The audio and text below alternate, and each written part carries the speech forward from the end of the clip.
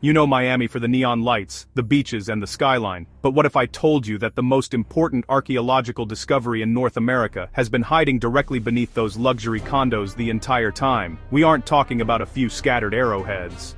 We are talking about a sophisticated civilization that thrived here 7,000 years ago, long before the Great Pyramids of Egypt were even designed.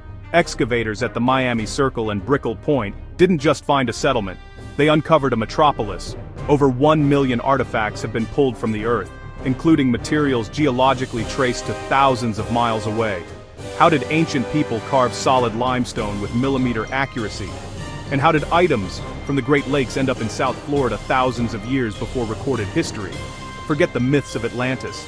The real mystery is right here, buried under the concrete. Today, we're analyzing the evidence that history books tried to ignore. Welcome to the Oddity Atlas. This is the Miami Circle. And it's one of those things that, if you didn't know it was there, you could walk right past it 100 times and never notice.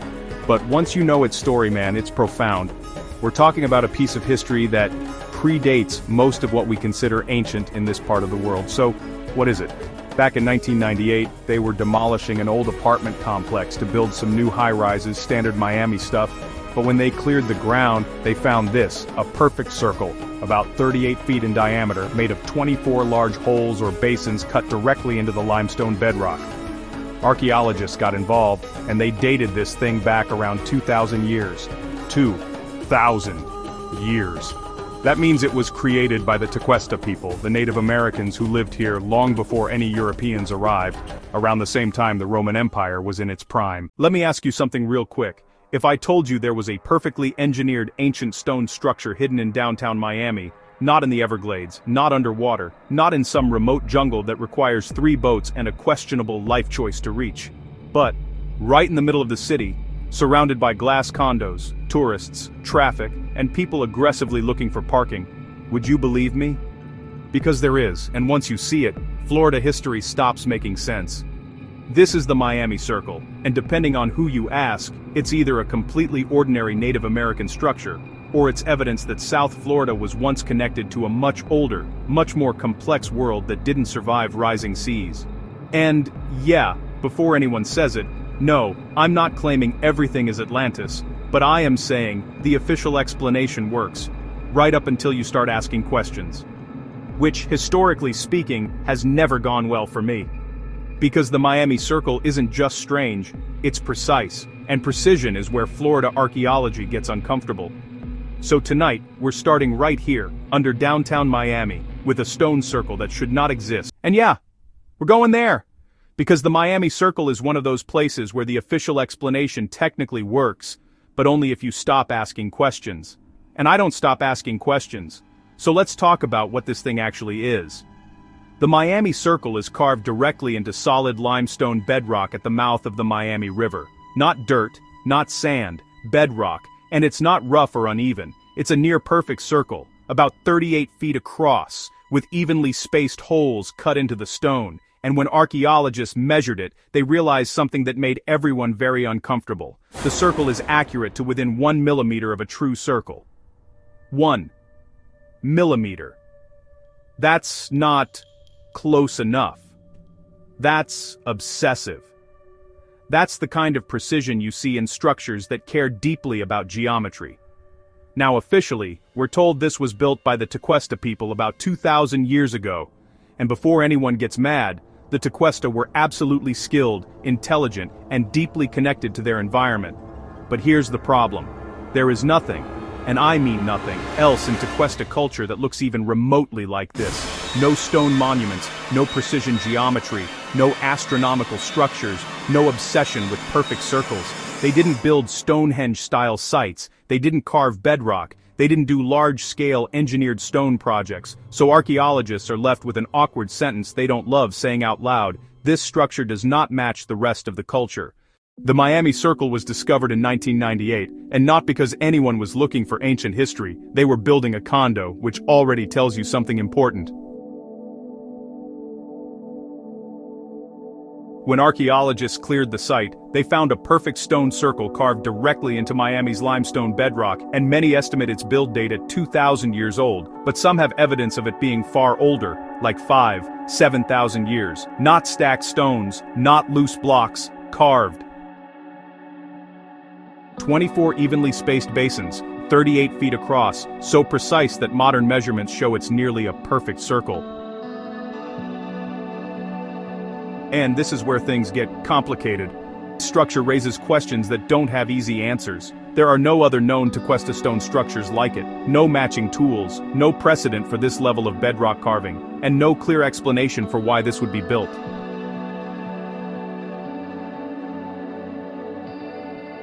Which is why the Miami Circle picked up a nickname you've probably heard before: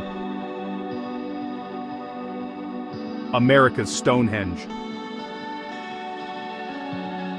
Not because it looks the same, but because it creates the same problem. It technically fits into history, but it doesn't feel finished.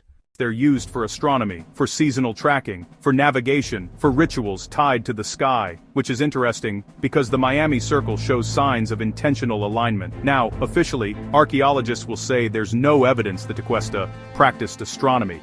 That's true, but there's also no evidence they needed a structure this precise for anything else. Which leads to another uncomfortable idea. What if this structure wasn't built for the people living here when Europeans arrived, but for people who lived here before the sea rose? Because here's the part that almost never gets talked about. At the end of the last ice age, sea levels rose more than 300 feet. Florida used to be twice its current size. Everything along the coast, every settlement, every port, every ceremonial site, is now underwater. Gone.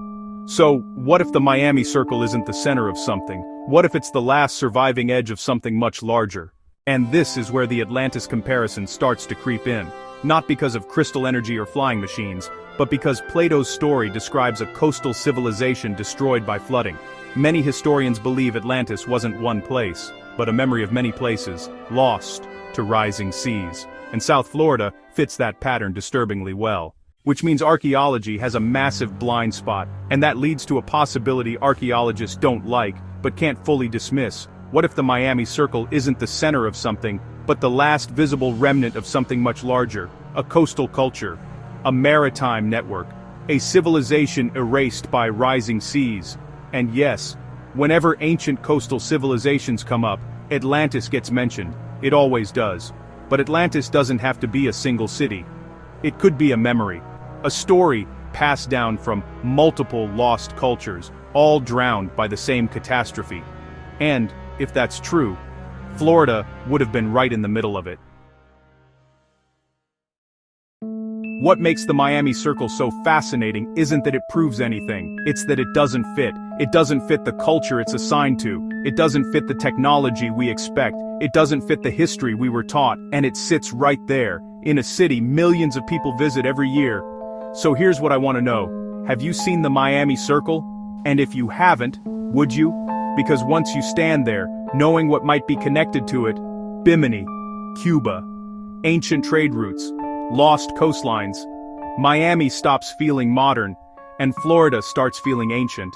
And if this one circle raises this many questions, what else is still buried, or submerged, waiting to be noticed? History isn't written in stone, it's written in what we haven't explained yet, and that's where Oddity Atlas lives. Which leads to a much more interesting possibility. What if the Tequesta didn't build the Miami Circle? What if they inherited it? Because all over the world, we see this exact pattern. Later cultures settling around ancient ruins they didn't create. Preserving them, sometimes even fearing them, without fully understanding who built them or why. And the location of the Miami Circle makes that idea very hard to ignore. Because this isn't just any random spot. This is one of the most important natural locations in all of South Florida. It's where fresh water meets salt water. It's a natural harbor. It's a perfect landing point for boats. And it sits right along the Gulf Stream. Basically the ancient highway of the Atlantic Ocean. That matters.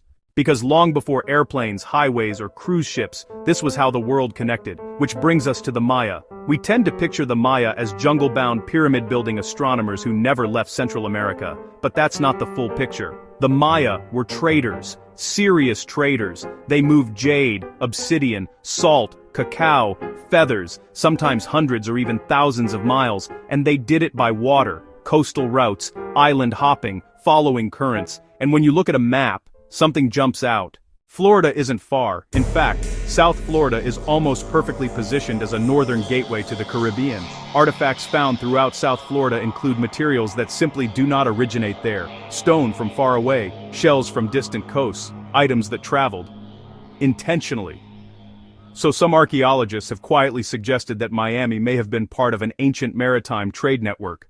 Not a city, not a capital, but a node. A stopping point, a marker, a known place, and if you were marking an important location for sailors, especially in a world without GPS, what would you build? Something unmistakable, something permanent, something precise, something circular, and circles matter in ancient cultures. Everywhere. One of the earliest theories suggested the Miami Circle might be connected to Mesoamerica, specifically Mayan or Olmec cultures. We know these civilizations were master stoneworkers. We know they used circular ceremonial layouts, and we know they traded far beyond what we once believed. No Mayan artifacts were found here, and that theory was officially dismissed. But trade routes don't always leave monuments. Sometimes they leave ideas. Directly across from the Miami Circle, something remarkable happened. During construction at 444 Brickell Avenue, archaeologists uncovered over 1 million artifacts, some potentially dating back as far as 7,000 years. That changes everything. It means the circle wasn't isolated. It wasn't ceremonial in the middle of nowhere. It was part of something bigger, a long-occupied, deeply established settlement that modern Miami simply built over. The Miami Circle could be a navigational marker, an astronomical tool, a ceremonial anchor from a lost coastal culture. What it almost certainly isn't, is random. And maybe that's the most unsettling part. Not that we don't know what it is, but that it exists beneath a city we think we already understand. So what is the Miami Circle? A Tequesta structure, a ceremonial foundation, an inherited design from a much older culture. The official explanation works, but it doesn't feel finished, and maybe that's the point. Miami might be hiding Florida's most uncomfortable history, one we're only just beginning to see. Have you seen the Miami Circle?